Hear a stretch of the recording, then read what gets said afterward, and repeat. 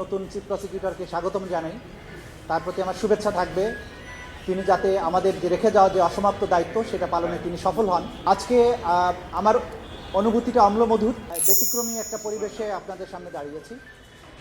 আপনারা ইতিমধ্যেই জেনেছেন যে নতুন চিফ প্রসিকিউটর নিয়োগ হয়েছেন আমার জায়গায়। প্রথম আমার রিয়াকশন হচ্ছে আমি নতুন চিফ প্রসিকিউটরকে স্বাগতম জানাই। তার প্রতি আমার শুভেচ্ছা থাকবে। তিনি যাতে আমাদের যে রেখে যাওয়া যে অসমাপ্ত দায়িত্ব সেটা পালনে তিনি সফল হন।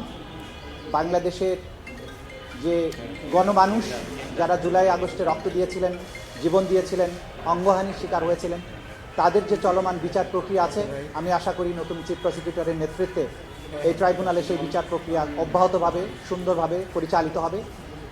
একই সাথে গত 15 বছরের যে গুম এবং খুনের যে বিচারগুলো এখানে চলমান আছে সেগুলোর বিচার ভালো মতো এখানে চলমান থাকবে। আজকে আমার অনুভূতিটা অম্লমধুর। 1.5 বছর সময় ধরে দায়িত্ব পালন করেছি। আপনারা সবাই জানেন যে বাংলাদেশের একটা কঠিন সময়ে আমি এখানে চিফ প্রসিকিউটর হিসেবে দায়িত্ব নিয়েছিলাম। জুলাই আগস্টের বিপ্লবের পরবর্তী সময়ে নতুন অন্তর্বর্তীকালীন সরকার যখন দায়িত্ব নিয়েছিলেন, সেই সময়ে বাংলাদেশের প্রায়োরিটি ছিল যে সদ্য ঘটে যাওয়া যে গণহত্যা বাংলাদেশের মাটিতে হয়েছিল, আমাদের তরুণ ছাত্র জনতার জীবন দিয়ে বাংলাদেশের একটা স্বৈর শাসনের অবসান ঘটিয়েছিলেন।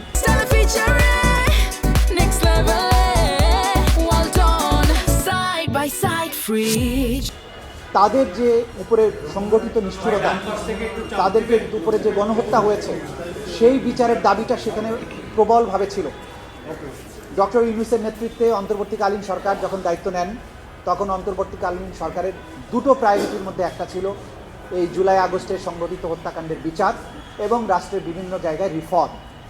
তো সুতরাং দুটো প্রায়োরিটির এক জায়গায় আমাকে দায়িত্ব দেওয়া হয়েছিল এই বিচার প্রক্রিয়া এগিয়ে নেওয়ার জন্য। আমি যখন দায়িত্ব নিই, আপনারা জানেন যে এই মূল ভবনটি তখন পরিত্যক্ত অবস্থায় ছিল, চিফ প্রসিকিউটরের কার্যালয় পরিত্যক্ত অবস্থায় ছিল, একটা টিন শেডে কার্যক্রম চলছিল। তার আগের প্রসিকিউশনে যারা ছিলেন তারা সব কিছু এলোমেলো রেখে পালিয়ে গিয়েছিলেন, বইপত্র নথিপত্র বৃষ্টিতে ভিজছিল, এরকম একটা বিশৃঙ্খল পরিস্থিতির মধ্য দিয়ে আমরা দায়িত্ব নিয়েছিলাম। সেখান থেকে আপনারা জানেন যে শুরু করেছিলাম, আমরা প্রথমেই ছুটে যাই আহত যারা আছেন হসপিটালে তাদের কাছে, যেখানে আলামত আছে গণহত্যার শিকার যারা হয়েছেন সেগুলোর কাছে আমরা ছুটে যাই এবং সেগুলো সংগ্রহ করতে থাকি। পরবর্তী সময়ে গুমের ব্যাপারে যে তদন্ত হয় সেগুলোর ব্যাপারে আমরা কাজ করি এবং এই কাজ করার মাধ্যমে আপনারা জানেন যে একটা কঠিন সময়ে যে কঠিন চ্যালেঞ্জ ছিল সেগুলোর মধ্য দিয়ে আমরা বিচার প্রক্রিয়াকে এগিয়ে নেওয়ার চেষ্টা করেছি। কারণ আমাদের দায়বদ্ধতা ছিল বাংলাদেশের ছাত্র জনতার প্রতি, যারা জীবনের সর্বোচ্চটা দিয়ে বাংলাদেশকে দ্বিতীয়বারের মতো মুক্ত করেছেন, স্বাধীন করেছেন। তাদের এই শহীদ পরিবারের সহযোগিতা পেয়েছে। আমি আজকের দিনে বিশেষভাবে স্মরণ করব যে শহীদ পরিবারের সদস্যরা যারা আমাদের উপর আস্থা রেখেছিলেন, আমাদের কাছে এসছেন, সাক্ষ্য দিয়েছেন, আমাদের তদন্ত কাজ, আমাদের বিচার কাজে সাহায্য করেছেন। শহীদ পরিবারের প্রতি বৈষম্য বিরোধী ছাত্র আন্দোলন, বাংলাদেশের যে সমস্ত ঘটে যাওয়া ঘটনার ব্যাপারে প্রত্যক্ষদর্শী সাক্ষী এবং বিগত সরকারের ডক্টর ইউনূস সহ অন্তর্বর্তীকালীন সরকারের মাননীয় উপদেষ্টাবৃন্দ সবাই এই বিচারের ব্যাপারে আন্তরিক ছিলেন।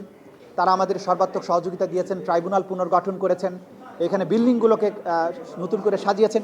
সুতরাং সেই চ্যালেঞ্জের মধ্য দিয়ে আমরা যে দায়িত্বটা পালন করেছি, আজকে যে পর্যায়ে এসেছে বিচার একটা গতিশীল পর্যায়ে আছে। আমরা আশা করি বাংলাদেশের এই যে জনতা, ছাত্র জনতার বিশাল ত্যাগের বিনিময়ে যে বাংলাদেশ, তাদের উপরে সংগঠিত নিষ্ঠুরতার যে বিচারের দাবি তাদের মধ্যে আছে, যে বিচারের তৃষ্ণা আছে, যে পরিবারের মানুষগুলো গুম হয়ে গেছে আর কখনো ফিরে আসবে না, সেই পরিবারগুলো চায় বাংলাদেশে তাদের এই পরিবারগুলো নিখোঁজ হওয়ার বিচার হোক, সঠিক বিচার হোক, যাতে করে তারা অন্তত একটা সান্ত্বনা পান যে তাদের প্রিয়জনকে ফেরত না পেলেও অন্তত যারা এই অন্যায়টা করেছিল তাদের একটা বিচার হয়েছে।